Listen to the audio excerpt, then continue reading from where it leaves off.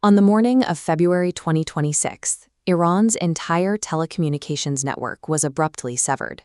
A coordinated cyber attack knocked out government communications and public services, as connectivity plunged to 1% of normal levels. Under the cover of this blackout, the United States and Israel launched Operation Epic Fury. In the largest combat sortie in its history, the Israeli Air Force alone struck 500 military targets, dropping over 1,000 precision bombs in 24 hours alongside massive U.S. assets. The assault relied on months of joint strategic deception. To spoof satellite imagery, IDF generals drove their official cars away from headquarters at night, so bases appeared empty from orbit, leaving the targets entirely unaware of the incoming jets. Precision strikes leveled the offices of the National Security Council and the highest echelons of command. Within a 30-second window, 3 separate gatherings of senior officials were destroyed. This was a stress test of modern military doctrine. The U.S. and Israel attempted to end a regional war in its opening minutes, relying on kinetic shock to bypass the need for a protracted ground conflict. Among the initial casualties was Ali Khamenei, the supreme leader of Iran. The strikes killed him alongside thousands of Revolutionary Guard personnel, triggering a 40-day mourning period. President Trump and Prime Minister Benjamin Netanyahu were explicit about their ultimate goals. They characterized the strikes as a preemptive necessity to neutralize Iran's nuclear capabilities and force the total removal of the Islamic Republic's government. In the immediate aftermath, the U.S. administration signaled that Iran's military capacity was neutralized. American leaders told the public that the nation had nothing left in a military sense, expecting the state to fracture and collapse from within. The U.S. and Israel planned for a swift internal collapse triggered from the air, but the Islamic Republic remained in power. This unmet expectation sparked the deadliest regional flashpoint of the 21st century. Rather than folding, the Iranian military regrouped within hours and launched Operation True Promise 4. They shifted immediately from absorbing airstrikes to firing hundreds of drones and ballistic missiles outward. The response activated the axis of resistance. Hezbollah in Lebanon, the Houthis in Yemen, and militias in Iraq opened fire simultaneously, forcing Israel and the U.S. to fight an asymmetric war on multiple fronts. The retaliation bypassed traditional battlefields. Iranian missiles struck commercial airports, refineries, and U.S. military bases deep within the borders of Saudi Arabia, the United Arab Emirates, and Kuwait.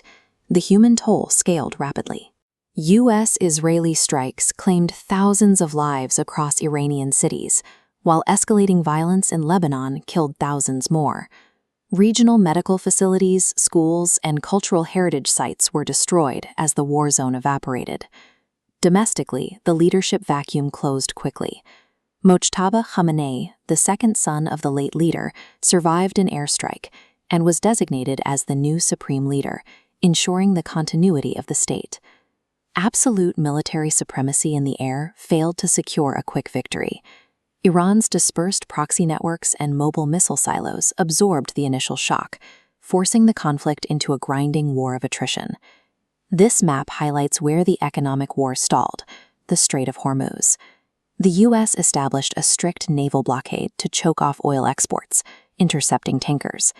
Iran countered asymmetrically, using drones and anti-ship missiles to threaten any commercial vessel, paralyzing global shipping.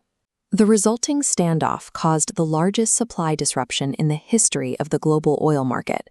Fuel prices spiked, and by the end of March, the economic damage to Arab states alone was estimated at $120 billion. The financial drain extended to the Pentagon.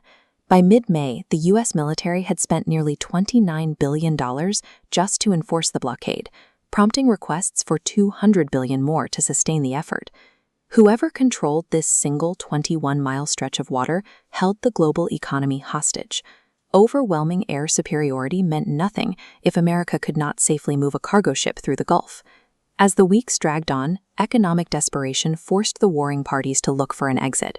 The massive financial bleeding across global markets made the military stalemate unsustainable. This pressure triggered a multinational diplomatic effort. Mediators from Pakistan, Qatar, Egypt, and Turkey stepped in to host high-level discussions between American and Iranian officials in Islamabad.